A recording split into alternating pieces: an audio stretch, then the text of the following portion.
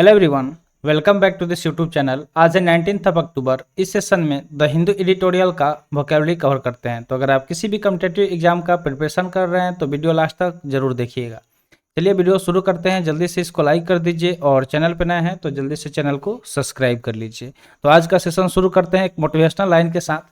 दिया गया है कि अगर आप कुछ ऐसा पाना चाहते हैं जो आपने पहले कभी नहीं पाया तो आपकी कुछ ऐसे करना पड़ेगा जो आपने पहले कभी नहीं किया। ठीक है, तो आपको, ठीक है, यहाँ पे आपके है, यहाँ पे आपको कर लीजिएगा। ठीक है, आपको सही होना चाहिए यहाँ पे।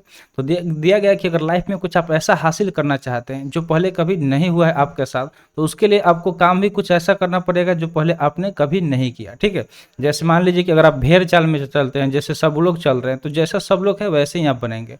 और आप अपने समाज में, सोसाइटी में, आसपास में सबसे अलग बनना चाहते हैं, तो आपका लिविंग स्टाइल, आपका हर एक काम करने का तरीका अलग होना चाहिए, तब जाके आप अलग बन पाएंगे। ठीक है, तो अगर आप कुछ बड़ा हासिल करना चाहते हैं तो बड़े तरीके से सोचिए, बड़ा काम कीजिए, तब जाके आप कुछ बड़ा हासिल कर सकते हैं। तो चलिए देखते हैं आज का वर्ड। पहला वर्ड दिया गया है रेकरिंग। रेकरिंग की बात करें तो एडजेक्टिव की तरह काम कर रहा है। अगर इसके मीनिंग की बात करें तो इसका मीनिंग होता है टू हैपन अगेन और मेनी टाइम्स। इसका मीनिंग क्या हो जाएगा? कोई चीज़ जो मतलब अगेन यानी कि दोबारा हुआ हो और बहुत बार हो चुका हो। तो रेकरिंग को हम आपको एक अगर बैंकिंग टर्म में बताएं, बैंकिंग टर्म में एक आप सुने होंगे आरडी, जिसको रेकरिंग डिपॉजिट बोला जाता है। ठीक है, और एक एफडी सुने होंगे, फिक्स डिपॉजिट। ठीक है, फिक्स डिपॉजिट। तो इसको समझा देते हैं। एफडी मान लीजिए कि आपके पास 10 लाख रुपया हुआ। ठीक है, 10 लाख रुपया हुआ। आप उसको क्या किए, एक बार हुआ और आप उससे जमा कर दिए। ठीक है, उसको डिपॉजिट कर दिए। और रेकरिंग डिपॉजिट में क्या होता है कि मान लीजिए कि आपका इनकम है, कुछ आप पैसे इनकम है, और मान लीजिए सारा खर्चा वगैरह जो भी है, उसके बाद आपके पास कुछ पैसे बच रहा है। मान लीजिए कि 10,000 पर मंथ आप सेव कर रहे हैं, तो आप उसको जमा कर रहे हैं। ठीक है, यानी कि पर मंथ जमा कर रहे हैं, यानी कि बार बार इसको जमा करना पड़ रहा है, तो उसको रेकरिंग डिपॉजिट बोलते हैं। ठीक है, जैसे अगर शेयर मार्केट के बारे में जानते होंगे तो उसमें एसआईपी होता है। ठीक है, एसआईपी में क्या होता है कि पर मंथ आपको क्या करना पड़ेगा, उतना पेमेंट करना पड़ेगा जितना आप फिक्स करना चाहते हैं। और एफडी में एक बार कर दिए, उसके बाद से इसका जो भी है अपना इंटरेस्ट वगैरह बढ़ता रहेगा। तो समझ गए रेकरिंग मतलब क्या होता है कि उसे बार बार किया जाता है, यानी कि पुनरावृत्त होना। क्या होना? पुनरावृत्त होना, पुनरावृत्त होना इसका हिंदी मीनिंग हो जाएगा। सिनोनिम्स की बात करें तो हैपन अगेन यानी कि बार बार होना, रीअकॉर यानी कि दोबारा से होना, अकॉर अगेन बार बार मतलब फिर दोबारा से अकॉर होना, ये भी रिपीटेड यानी किसी चीज़ को बार बार रिपीट किया जा रहा है। तो समझ गए, बैंकिंग टर्म के थ्रू आप समझ गए होंगे इस वर्ड को।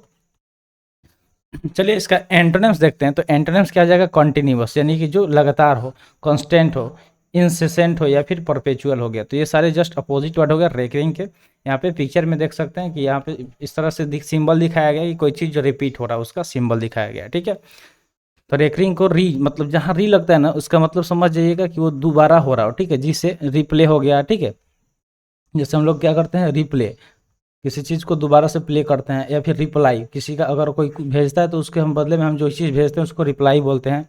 ठीक है, रिटर्न, रिटर्न। तो मान लीजिए कि आप गए और फिर वापस आ गए, तो इसको क्या बोले कि रिटर्न हो गए।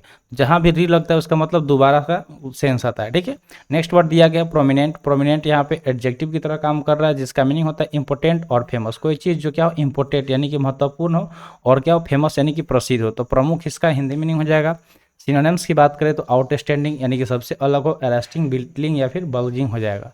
एंटोनिम्स की बात करें तो डिप्रेस्ड, इनकॉन्स्पिशियस, इनविजिबल या फिर ऑब्सक्योर। ये सारे जस्ट अपोजिट वर्ड हो गए। तो साथ साथ में हम लोग क्या क्या देखते हैं, वर्ड, उसके पार्ट्स ऑफ स्पीच और English meaning, Hindi meaning, synonyms, antonyms, ये सारी चीज़ हम लोग देखते चलते हैं।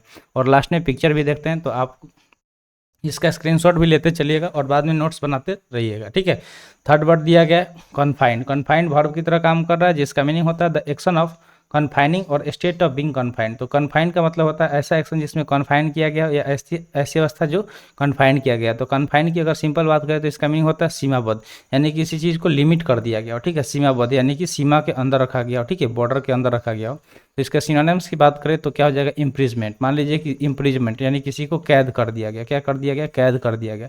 तो उसका क्या होगा? एरिया लिमिट हो गया कि एक कमरा है। ठीक है, ये कमरा हो गया, ये मान लीजिए कि जेल हो गया, कुछ इस तरह से कमरा है मान लीजिए, तो ये जेल हो गया। इसके अंदर ही किसी एक प्रिजनर को रखा गया है, तो उसका क्या हुआ? एरिया सब कुछ क्या हो गया? लिमिट कर दिया गया। ठीक है, तो कन्फाइंड मतलब होता है सीमाबद्ध कर देना।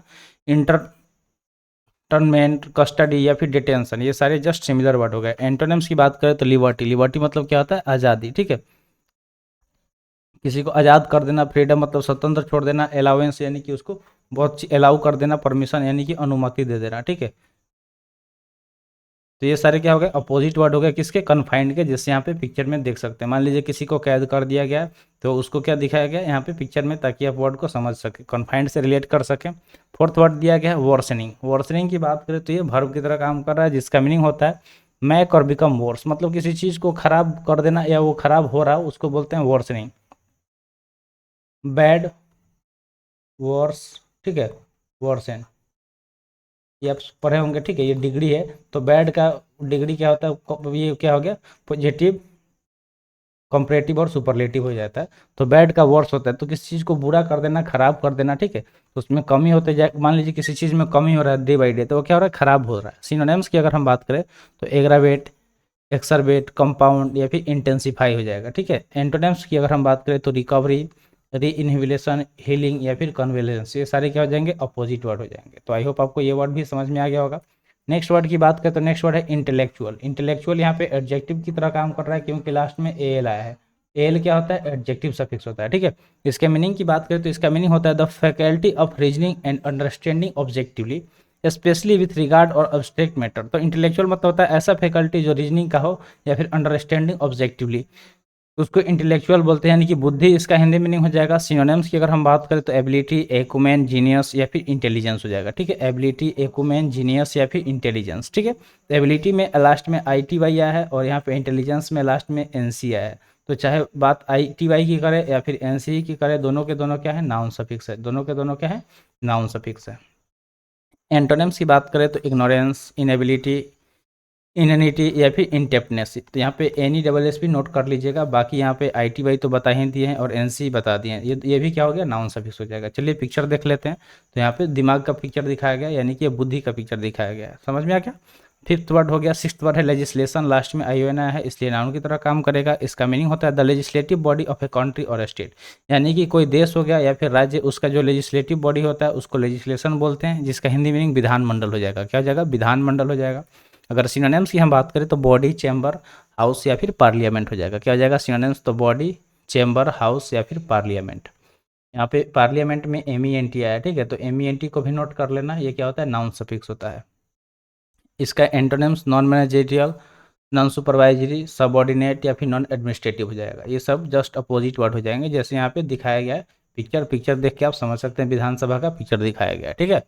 अगला वर्ड दिया गया डिप्लॉइंग। डिप्लॉइंग वर्ब की तरह काम कर रहा है, जिसका मीनिंग होता है टू पुट सोल्जर और weapon in a position where they are ready to fight, यानी कि जो भी सोल्जर्स यानी कि सैनिक हैं या फिर हथियार है, उनको इस पोजीशन में रखना ताकि वो रेडी रहें, किसके लिए, फाइट के लिए, ठीक है, लड़ाई के लिए। उसको क्या बोला जाता है, डिप्लॉइंग।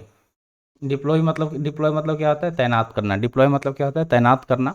अगर इसके सिनोनिम्स की हम बात करें तो इसका सिनोनिम्स क्या हो सकता है, तो पोजीशन की, यानी कि नहीं बोला जाता है कि सैनिकों पोजीशन ले लो, इस तरह से बोल के उसको क्या होता है, अपने पोजीशन में आ जाते हैं, लड़ाई की पोजीशन में। स्टेशन, पोस्ट या फिर प्लेस, जैसे आप पोस्ट देखते हैं, बॉर्डर पिक्चर देखे होंगे, बॉर्डर पिक्चर में उसमें पोस्ट दिखाया गया कि जो जहाँ पे सैनिक रहते हैं उसको पोस्ट बोला जाता है, पोस्ट इतना पे कब्जा कर लिया गया, ठीक है। इस तरह आप सुने होंगे, जो भी मूवी वगैरह देखे होंगे जिसमें आर्मी वगैरह का सीन रहता है, तो ठीक है। अगर एंटोनिम्स की हम बात करें तो कंसंट्रेट हो जाएगा, कंक्लूड, फिनिश या फिर कंसील हो जाएगा, ठीक है। कंसंट्रेट, कंक्लूड, फिनिश या फिर कंसील हो जाएगा, यहाँ पे पिक्चर में देख सकते हैं। नेक्स्ट वर्ड है कर्सिव, जो कि एडजेक्टिव की तरह काम कर रहा है। इसका मीनिंग होता है the practice of persuading someone to do something by using force और थ्रेट, यानी कि ऐसा प्रैक्टिस, कोशिश करना किसी को मनाने के लिए, लेकिन कैसे, यूजिंग फोर्स यानी कि बलपूर्वक, या फिर थ्रेट्स यानी कि धमकी देकर। मान लीजिए कि गन पॉइंट पे किसी से काम कराना, जैसे होता है ना कि जो मतलब मूवी में देखते होंगे कि जो विलियन होता है वो क्या करता है कि गन पॉइंट पर किसी से काम, हीरो से काम कराता है। तो मान लीजिए कि गन पॉइंट पे हीरो जो एक्ट्रेस है उसके ऊपर गन क्या करेगा, गन पॉइंट पे उसको रख लेगा और हीरो से बोलेगा ये चलो ये करो, तो मजबूरी में उसको करना पड़ता है।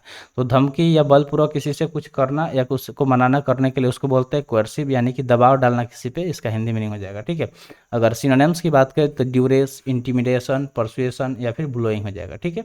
ये सारे क्या हो जाएंगे, सिनोनिम्स हो गए। अपोजिट वर्ड क्या हो जाएगा, कंसेंट। कंसेंट मतलब क्या होता है, सहमति से किसी के कुछ करना, ठीक है, सहमति से करना। एग्रीमेंट मतलब भी सहमति होता है, ठीक है, स्वेच्छा से, अप्रूवल या परमिशन यानी कि उसके अनुमति के साथ करना, तो उसको बोल, ये सब अपोजिट हो गए। और कोerसिव मतलब होता है किसी को ज़बरदस्ती धमकी देकर या बलपूर्वक डरा धमका के कोई काम कराना, उसको कोerसिव बोलते हैं। जैसे यहाँ पे पिक्चर में देख सकते हैं, गन पॉइंट के बारे में हम समझा रहे थे, तो वही पिक्चर इंसर्ट कर दिए हैं ताकि आप देख के इसको समझ पाएँ। नेक्स्ट वर्ड दिया गया है हैरेस, जो कि वर्ब की तरह काम कर रहा है, जिसका मीनिंग होता है एग्रेसिव प्रेशर और इंटिमिडेशन। किसी को पे बहुत ज़्यादा प्रेशर हो जाना, ठीक है, या इंटिमिडेशन यानी कि उत्पीड़न, तो उसको हैरेस बोलते हैं। तो हैरेस मतलब उत्पीड़न हो जाएगा, ठीक है। अगर इसके सिनोनिम्स की बात करें तो परसिक्यूशन, हैरिंग, पास्टरिंग या फिर बैडगरिंग। किसी को हैरेस करना, उत्पीड़न करना। एंटोनिम्स की बात करें तो कोऑपरेशन, असिस्टेंस, एड या फिर कंफर्ट हो जाएगा, ठीक है। किसी का कोऑपरेशन मतलब क्या होता है, सहयोग करना। असिस्टेंट मतलब हेल्प करना। एड एड मतलब ये क्या होता है, मदद करना। या कंफर्ट मतलब किसी को आराम पहुंचाना। तो ये सारे जस्ट अपोजिट हो गए। हैरेस के हैरेस में क्या किया जाता है, किसी को हैरिंग किया जाता है, यानी कि उसको परेशान किया जाता है। यहाँ पे पिक्चर में देख सकते हैं। नेक्स्ट और लास्ट वर्ड रहेगा आज के सेशन का, वर्ड है इनहिबिटिंग, जो कि वर्ब की तरह काम कर रहा है, जिसका मीनिंग होता है टू प्रिवेंट समथिंग और मेक समथिंग हैपन मोर स्लोली। यानी किसी चीज़ को प्रिवेंट करना, बचाना, या किसी चीज़ को होने से उस मतलब उसको प्रोसेस को स्लो कर देना, धीमा कर देना, उसको इनहिबिटिंग बोलते हैं। जिसका हिंदी मीनिंग बाधा हो जाएगा। इनहिबिट मतलब क्या होता है, बाधा डालना किसी चीज़ में। अगर कोई काम हो रहा है उसमें बाधा डालेंगे तो वो काम क्या हो जाएगा, स्लो हो जाएगा, रुक जाएगा, ठीक है। अगर सिनोनिम्स की हम बात करें तो कंस्ट्रेंट, कर्व, डिस्करेज या फिर फॉरबिट हो जाएगा। चलिए अपोजिट वर्ड देखते हैं। एंटोनिम्स तो अलाउ, असिस्ट, इनकरेज या फिर फैसिलिटेट। ये सारे जस्ट अपोजिट वर्ड हो गए, ठीक है। तो अपोजिट वर्ड क्या हो, इसमें बता रहा है कि मतलब किसी चीज़ को अलाउ कर देना कि तुम जल्दी जल्दी काम करो। असिस्ट यानी कि मदद करना। मान लीजिए कोई अकेला बंदा काम कर रहा है, उसको असिस्ट कर दिए, हेल्प कर दिए, तो मदद कर दिए, तो वो काम तेज़ी से करने लगेगा। और इनहिबिट करेंगे यानी कि कॉन्स्टेंट, कर्व या डिस्करेज कर देंगे, तो उसका काम जो हो रहा था पहले 10 के स्पीड से, पता चला उसका काम 2 के स्पीड से, 5 के स्पीड से, इस तरह से होने लगेगा, घट जाएगा, ठीक है। तो आई होप आपको वर्ड क्लियर हो गया होगा। तो पिक्चर में देख सकते हैं यहाँ पे मतलब बाधा डाल रहा है किसी चीज, मान लीजिए कि ये गिर रहा है, ठीक है, ये स्लैब गिर रहा है और बीच में हाथ लगा के उसको रोक दिया, इसके अब आगे नहीं गिरेगा, ठीक है। तो उसको क्या बोलते हैं, प्रिवेंट करना, बचाना, रोकना, बाधा डालना। तो आई होप वर्ड क्लियर हो गया होगा। तो आज के लिए इतना ही। आज का सेशन यहीं पे समाप्त हुआ। सेशन कैसा लगा कमेंट सेक्शन में जरूर बताइएगा। तो मिलते हैं फिर अगले वीडियो में। Thanks for watching. जय हिंद।